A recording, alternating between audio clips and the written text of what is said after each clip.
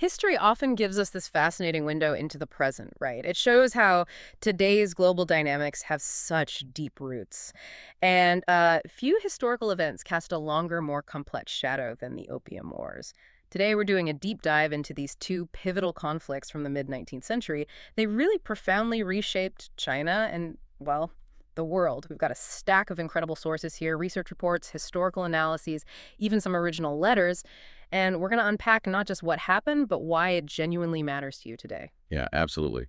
And these weren't simple wars, not at all.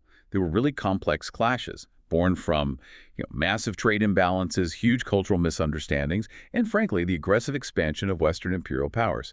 So our mission here is to explore the economic, the political, the social forces that were all at play. We'll look at the key events and those far-reaching consequences that still echo, really, into modern Sino-Western relations. We want to give you a comprehensive but still concise understanding. Okay, let's unpack this then.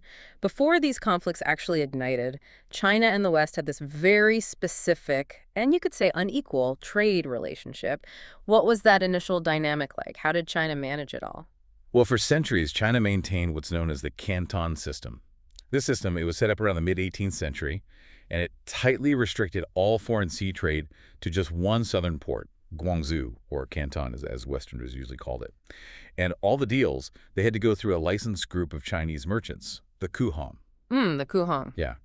And from the Qing Empire's perspective, this was absolutely crucial. It was about maintaining control over foreign influence, upholding their traditional tributary system. China saw itself as the center of the world, culturally, politically.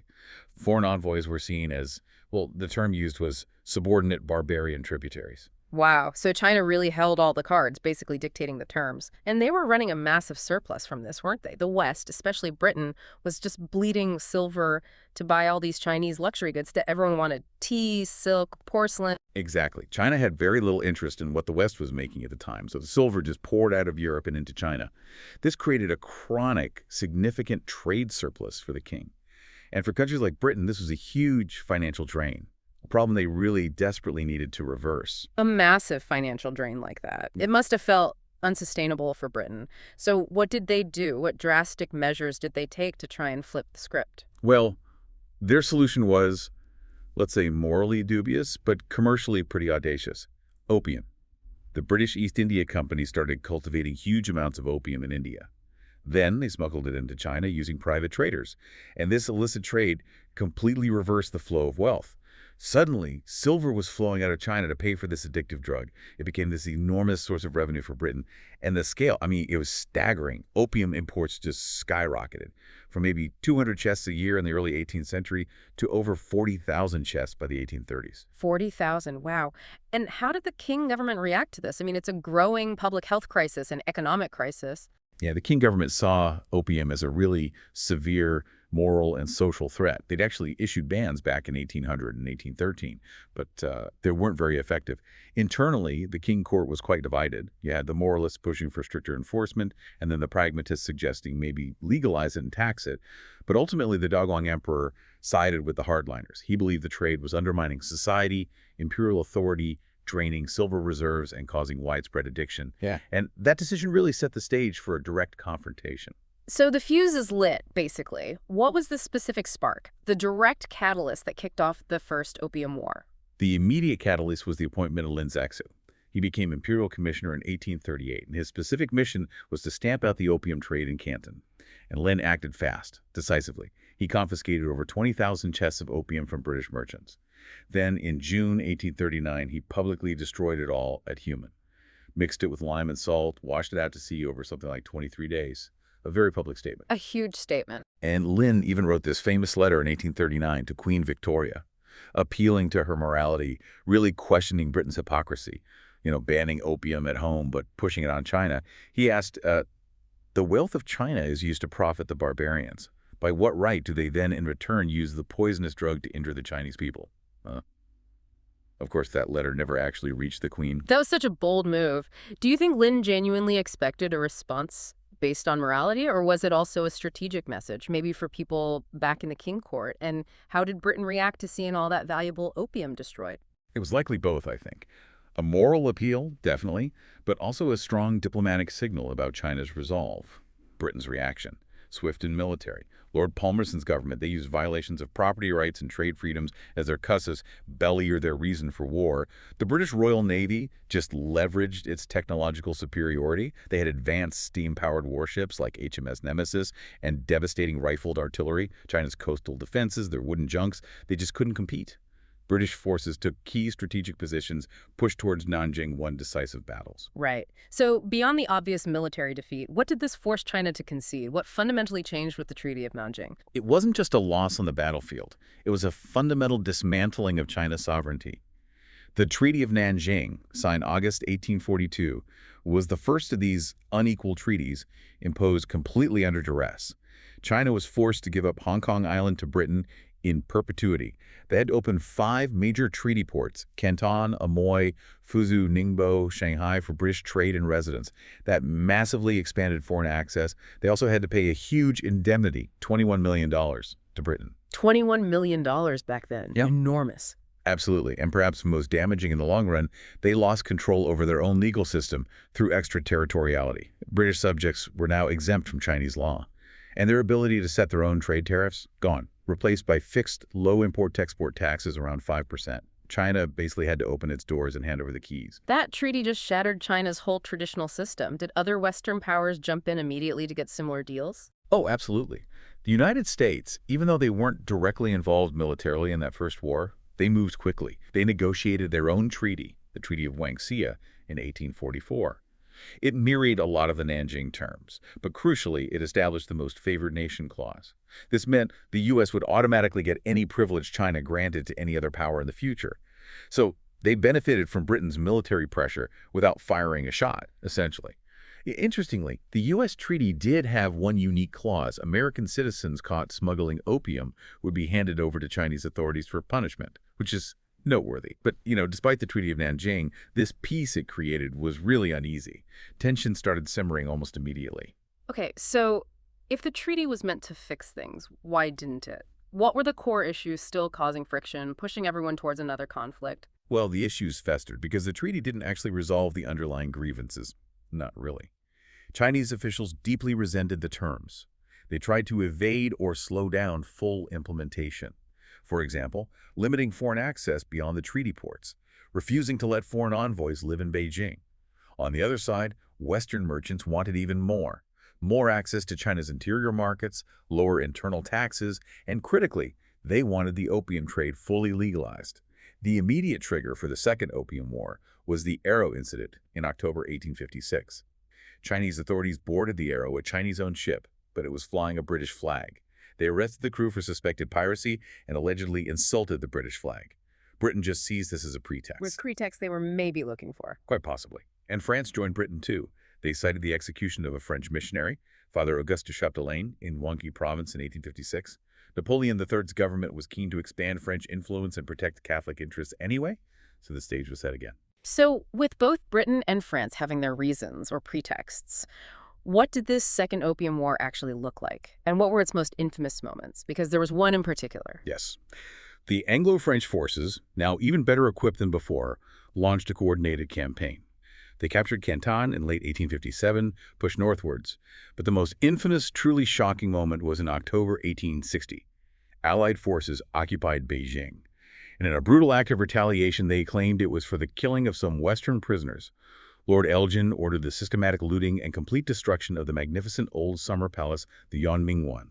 This was a deliberate act of cultural vandalism. It sent this horrifying, traumatizing message to the King Emperor who had fled and caused this immense, irreparable cultural loss for China. It's hard to really grasp the scale of that loss. For listeners, can you just briefly describe what the Yonming One represented beyond just buildings? What was lost there? Oh, it's almost impossible to overstate. Imagine this vast, sprawling complex, exquisite palaces, intricate gardens, artificial lakes, filled with centuries of priceless art, irreplaceable historical archives, unique architecture blending Chinese and even some European styles. It was like an open-air museum, a royal residence embodying the absolute peak of King imperial culture, wealth, and prestige. So its destruction wasn't just burning buildings. It felt like a deliberate assault on Chinese cultural identity itself, a wound that has resonated for generations. A truly devastating act. And how did this second, even more aggressive war finally end? What were the terms this time? It ended with even more humiliating treaties for China. the Treaties of Tianjin in 1858, and then the Beijing Convention in 1860. These opened 11 more treaty ports. They formally legalized opium importation, albeit with a low tariff. They allowed foreign diplomats to live permanently in Beijing. Foreigners could now travel throughout the interior, and Christian missionary activity was guaranteed freedom. The Beijing Convention also forced China to cede the Kowloon Peninsula, opposite Hong Kong Island, to Britain. And crucially, let's not forget Russia. They played this role of the friendly neutral mediator, but they deftly used China's weakness.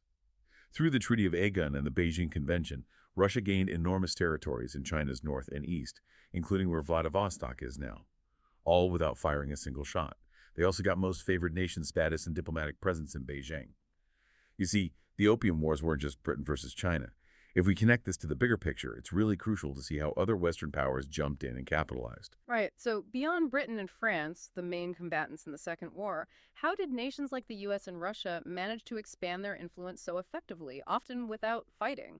Well, the United States, as we touched on, stayed officially neutral in the First War, but got the Treaty of Nanjing with that key most favored nation clause. They participated diplomatically in the Second War, signing their own Treaty of Nanjing in 1858 to get new ports and rights.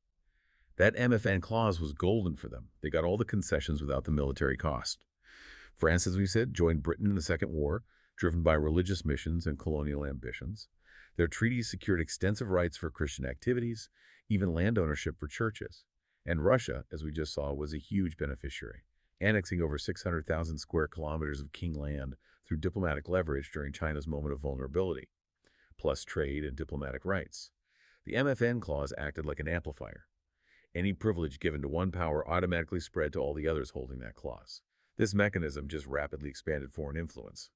By the early 20th century, you had over 80 treaty ports and foreign concessions scattered across China. Okay, that's a lot of treaties and dates flying around. It unfolded so quickly. Could we maybe do a quick recap? Just pinpoint the absolute key moments in each war to keep it clear for everyone. Absolutely. A quick timeline helps. For the First Opium War, 1839, you've got Lin Zexu's dramatic opium destruction at Humen. That's the spark. 1840-1842, the British military campaign really showing the technological gap. August 1842, the Treaty of Nanjing. That's the game changer, ceding Hong Kong, opening 5 ports, extraterritoriality. Got it. And the second? Wait, Second Opium War, October 1856, the Arrow Incident.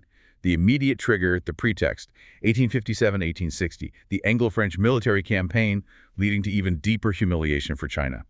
October 1860, the infamous burning of the Old Summer Palace, the Yuanming One, a major symbolic blow. November 1860, the Beijing Convention.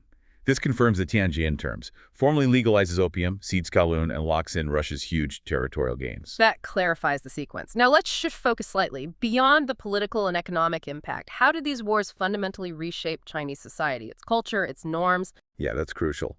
These wars didn't just redraw maps or trade rules, they tore into the very fabric of Chinese society. Let's start with the most direct, devastating impact. Opium addiction. With legalization and proliferation, it became a massive public health catastrophe. By 1900, estimates suggest up to 40 million Chinese were addicted. That could be, 10% of the population. It just ravaged families, destroyed economic productivity, weakened the military, corrupted officials. There was a saying, opium does not just burn money, it burns sons and grandsons. The human cost was immense. 40 million. Yeah. That's just staggering. Beyond the drug itself, how did the wars impact China's ancient traditional structures, that whole worldview? Well, the millennial-old Sinocentric world order, this idea of China as the unique central kingdom that everyone else paid tribute to it, was shattered, completely broken. It got replaced by this Western system of diplomacy, even though it was profoundly unequal diplomacy. This deeply undermined the emperor's authority, his legitimacy. And those unequal treaties that became this incredibly powerful symbol of national subjugation, this deep sense of national humiliation, Guoqi in Chinese, really fueled early Chinese nationalism. You see major internal upheavals later, like the Taiping Rebellion, which started around 1850, partly fueled by the instability after the First War, became one of history's deadliest conflicts, and then the Boxer Rebellion. They were partly rooted in this resentment. At the same time, you had this influx of missionaries, foreign residents in the treaty ports. They brought Western ideas, science, medicine, education. Mission schools taught English, Western philosophy. Later, Chinese reformers started advocating for Chinese learning for fundamental principles, Western learning for practical use, trying to adapt. But this often went hand in hand with fierce anti-foreign backlash, too. It was a complex reaction. These effects clearly rippled out far beyond the 19th century. They fundamentally altered China's path. So, looking longer term, what were the most significant consequences, the ones that still resonate today? Well, the wars starkly exposed China's military weakness and drained its finances. This significantly accelerated the Qing dynasty's decline, contributing to internal chaos like the Taiping Rebellion and ultimately its collapse in 1911. They also kicked off what Chinese history calls the Century of Humiliation, roughly 1839 to 1949. This period of foreign domination, losing territory, spheres of influence being carved out, and that narrative, that memory, remains an incredibly potent force in contemporary Chinese politics. It underpins the drive for national rejuvenation, for sovereignty, for strength. The loss of Hong Kong Island and Kowloon especially became these enduring symbols of that humiliation. The return of Hong Kong in 1997 was hugely significant because of that history. And it wasn't just China grappling with the implications. You mentioned earlier, even within Britain, there was unease, criticism about the morality of it all. Yes, definitely. Even back in 1840, during the First Opium War, William Gladstone, who would later become prime minister multiple times, gave this famous speech in Parliament. He condemned the war, called it unjust in its origin, and calculated to cover this country with permanent disgrace. This reflected a significant moral opposition, both to the opium trade itself and to the imperialism driving the war. And Gladstone's view eventually became much more mainstream in British thinking looking back. Ironically, you could argue the sheer coercion of the Opium Wars, while devastating for China, also paradoxically pushed China into interacting more within the Western state system. And it probably contributed down the line to international efforts to actually control the drug trade, like the Shanghai Opium Commission in 1909, the Hague Opium Convention in 1912, sort of a reaction against these kinds of practices. So, bringing this all back to the present, wrapping up our deep dive here, what are the key takeaways? What's the real relevance of the Opium Wars for us, for global leaders, for international relations today? They remain acutely relevant, I think.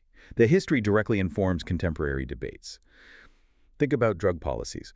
China's very strict zero-tolerance approach has roots in this experience.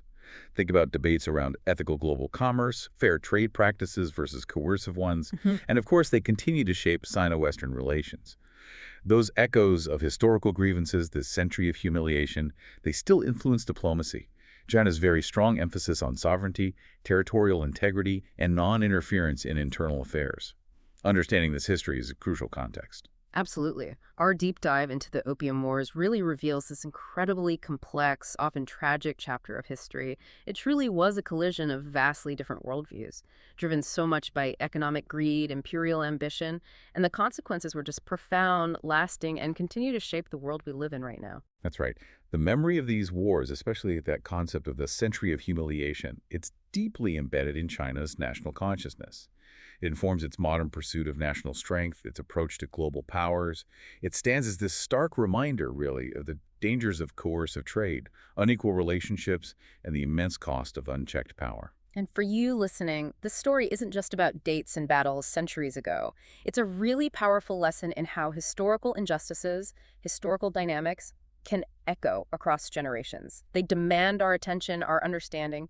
It really makes you wonder. It raises a fundamental question, doesn't it? What lessons can today's global powers truly learn from the Opium Wars?